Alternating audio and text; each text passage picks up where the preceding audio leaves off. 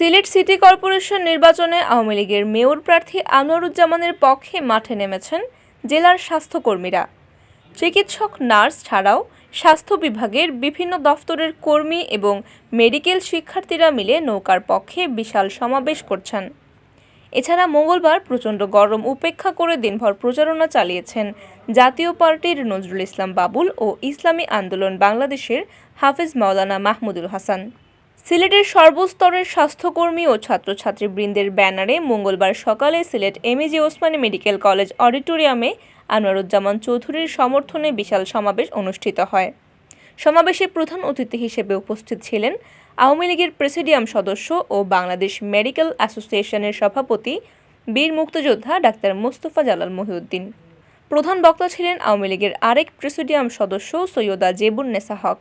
বিএমের মহাসচিব ডাক্তার ইহতেশামুল হক চৌধুরী দুলালের সভাপতিত্বে ও ডাক্তার রকিবুল হাসান জুয়েলের পরিচালনায় সমাবেশে বিশেষ অতিথির বক্তব্য রাখেন আওয়ামী লীগের স্বাস্থ্য ও জনসংখ্যা বিষয়ক সম্পাদক ডাক্তার রোকেয়া সুলতানা, সাংগঠনিক সম্পাদক আহমেদ হোসেন, সিলেট মহানগর আওয়ামী লীগের সভাপতি মাসুক উদ্দিন আহমদ, সাধারণ সম্পাদক অধ্যাপক মোহাম্মদ জাকির হোসেন, জেলা শাখার ভারপ্রাপ্ত সভাপতি শফিকুর রহমান চৌধুরী, সাধারণ সম্পাদক নাসির উদ্দিন খান প্রমুখ। এছাড়াও সিলেটের বিভিন্ন হাসপাতাল ও মেডিকেল কলেজের কয়েকশত চিকিৎসক, শিক্ষক, নার্স, শিক্ষার্থী ও কর্মকর্তা-কর্মচারীরা উপস্থিত ছিলেন। নৌকার প্রার্থী আনোয়ারুজ্জামান চৌধুরীও সমাবেশে বক্তব্য রাখেন। সমাবেশে প্রধান অতিথির বক্তৃতায় বীর মুক্তিযোদ্ধা ডাক্তার মোস্তফা জালাল মহিউদ্দিন বলেন, সিলেটে নেমেই আমি বেশ কয়েকজনের সাথে কথা বলেছি, বুঝেছি আগামী ২১ জুন জনগণ আনোয়ারুজ্জামান চৌধুরীকেই বেছে নেবেন। আর যদি তা হয় তাহলে আমি দৃঢ়ভাবে বিশ্বাস করি তিনি আমাদেরকে স্মার্ট সিলেট উপহার দেবেন। দেশি বিদেশি রাজনীতির ক্ষেত্রে তিনি যে অভিজ্ঞতা অর্জন করেছেন, শেখ হাসিনার নির্দেশে কাজ করলে তিনি অবশ্যই স্মার্ট সিলেট উপহার দিতে সক্ষম হবেন। সিলেটে অন্যান্য যারা মেয়র পদে প্রার্থী হয়েছেন তাদের চেয়ে আনোয়ারুজ্জামান চৌধুরী অনেক ভালো। তিনি আরও বলেন, বিএনপি নির্বাচনে এলে এখানে হয়তো একটা ভালো ফাইট হতো, কিন্তু তারা আসেনি। তাই বলে আমাদের বসে থাকার সুযোগ নেই, কাজ করতে হবে। সম্প্রতি অনুষ্ঠিত এক নির্বাচনে আমি দেখেছি জামায়াত বিএনপির প্রার্থী না থাকলেও আওয়ামী লীগের প্রার্থীকে পরাজিত করতে তারা ঐক্যবদ্ধভাবে কাজ করেছে। অল্প ভোটের ব্যবধানে তারা তা করতে সক্ষম হয়েছে। এখানেও এমনটি হতে পারে, তাই ডাক্তার, নার্স ব্রাদারদের ঐক্যবদ্ধভাবে কাজ করতে হবে, আর তাহলেই আনোয়ারের পক্ষে জয় আসবে।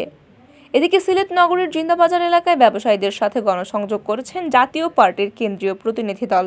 এ সময় দলের চেয়ারম্যানের উপদেষ্টা মনিরুল ইসলাম মিলন বলেছেন, নজরুল ইসলাম বাবুল মেয়র নির্বাচিত হলে এই নগরীর মানুষের দুর্ভোগ লাঘবে কাজ করবেন। নির্বাচনের দিন যতই ঘনিয়ে আসছে, লাঙ্গলের প্রতি মানুষের আকর্ষণ বৃদ্ধি পাচ্ছে। এই নগরবাসী পরিবর্তন চায়। এর প্রতিফলন ঘটছে ২১ জুন ভোটের মাধ্যমে। প্রচারণায় মিলন ছাড়াও উপস্থিত ছিলেন কেন্দ্রীয় যুগ্ম মহাসচিব ফখরুল আহসান শাহজাদা, কেন্দ্রীয় সাংগঠনিক সম্পাদক সাইফুদ্দিন খালেদ ও জাতীয় যুব সংহতি সিলেট জেলা শাখার আহ্বায়ক মর্তুজা আহমেদ চৌধুরী প্রমুখ। এছাড়াও নগরীর ৮ নং ওয়ার্ডের বিভিন্ন স্থানে প্রচারণা চালিয়েছেন নজরুল ইসলাম বাবুল। তার সাথে প্রচারণায় ছিলেন দলের প্রেসিডিয়াম সদস্য মোহাম্মদ আতিকুর রহমান আতিক। এদিকে মঙ্গলবার নগরীর বিভিন্ন স্থানে গণসংযোগ করেছেন ইসলামী আন্দোলন বাংলাদেশের মেয়র প্রার্থী হাফেজ মাওলানা মাহমুদুল হাসান। গণসংযোগকালে তিনি বলেন, সিলেটে হাত পাখার জোয়ার উঠেছে। এবার হাত পাখা ইতিহাস সৃষ্টি করবে। যেখানেই যাচ্ছি ব্যাপক সাড়া পাচ্ছি। সবাই হাত পাখাকে বেছে নিচ্ছেন সিলেট শহরের উন্নয়নের স্বার্থে। প্রকৃত উন্নয়ন ও আধ্যাত্মিক রাজধানী খ্যাত সিলেটের পবিত্রতা রক্ষায় হযরত শাহজালাল ও হযরত শাহপরান রহমতুল্লাহি আলাইহির শহরের জনগণ আমাকেই বেছে নেবে।